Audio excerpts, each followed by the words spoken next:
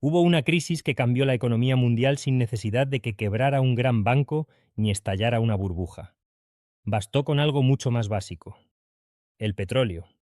Y lo inquietante es que, más de medio siglo después, esa historia vuelve a sonar familiar. Porque ayer, 6 de marzo de 2026, el petróleo ha vuelto a convertirse en una señal de alarma global. El Brent rondaba los 92,69 por barril, el WTI cotizaba los 90,90, y ambos acumulaban una subida semanal considerable, en plena tensión por el conflicto con Irán y el bloqueo casi total del estrecho de Hormuz. Aquí está la clave. La gran crisis del petróleo de los años 70 no fue solo una subida del crudo. Fue el momento en que el mundo descubrió que una economía entera podía tambalearse si se encarecía la energía que la mueve.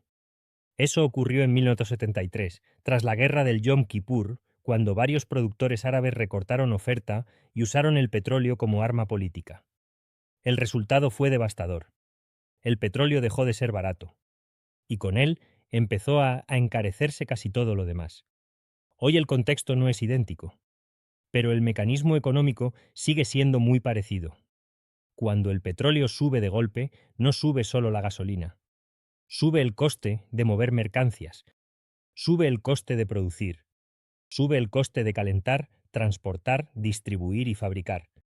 Y eso termina filtrándose al conjunto de la economía. Quédate con esta idea. La inflación no siempre aparece porque la gente consuma demasiado. A veces aparece porque se encarece la base física del sistema.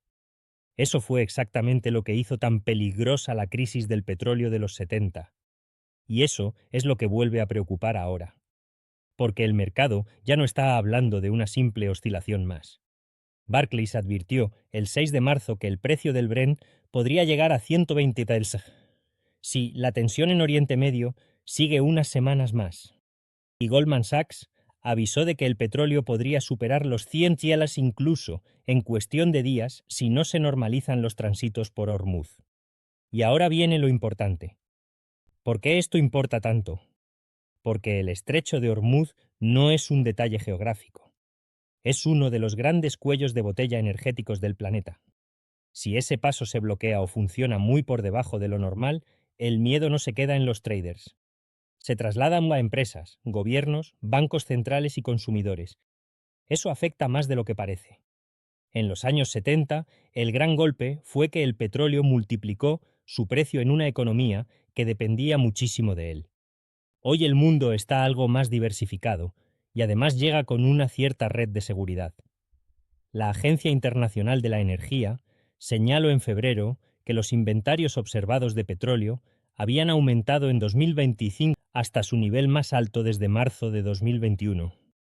Pero esa misma IEA también advirtió de que la oferta mundial cayó 1,2 millones de barriles diarios en enero, antes de prever recuperación más adelante en 2026. Es decir, hay colchón pero no inmunidad. Eso es lo realmente importante. No estamos ante una repetición mecánica de 1973, pero sí ante la reaparición del mismo tipo de amenaza: una energía más cara, más incertidumbre y una economía obligada a absorber el golpe. Y eso se nota en cadena.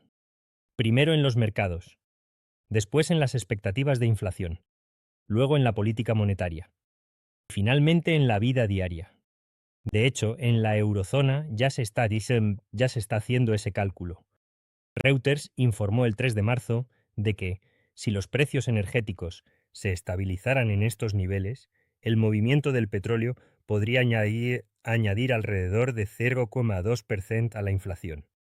Y el 6 de marzo, otro responsable del BCE admitía que estimaciones iniciales sitúan el posible efecto de una energía persistentemente cara cerca del 2,5% de inflación.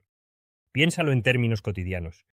Si sube el petróleo, llenar el depósito cuesta más.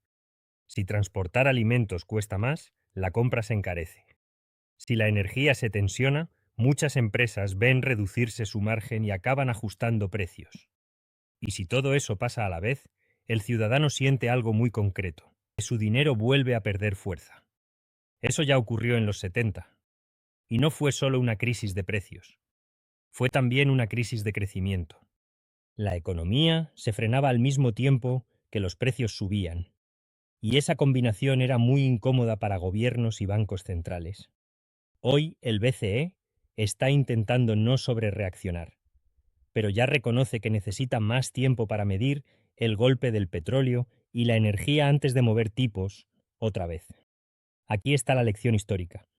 La crisis del petróleo disparó la inflación mundial porque encareció algo que estaba metido en todas partes. No era solo combustible, era la base del sistema. Y cuando la base sube de precio, el resto tiembla. Por eso este tema sigue siendo tan actual en marzo de 2026. No porque estemos viviendo exactamente la misma crisis, sino porque el mismo mecanismo vuelve a activarse. Un conflicto geopolítico, un cuello de botella energético, un petróleo que sube con fuerza, y una economía global que recuerda de golpe lo dependiente que sigue siendo de la energía. Quédate con esta reflexión final. La gran crisis del petróleo no pertenece solo al pasado. Es una advertencia. Nos recuerda que, cuando la energía se encarece de verdad, la inflación puede reaparecer no como una cifra abstracta, sino como un problema muy real en la vida diaria. Y ahora te leo a ti. ¿Crees que el mundo ha aprendido de la crisis del petróleo de los 70 o seguimos siendo muchos más vulnerables de lo que parece? Te leo en los comentarios. Y si te interesa entender la economía de forma clara, sencilla y sin tecnicismos, suscríbete a La Máquina del Dinero, porque aquí hablamos de lo que de verdad afecta a tu bolsillo.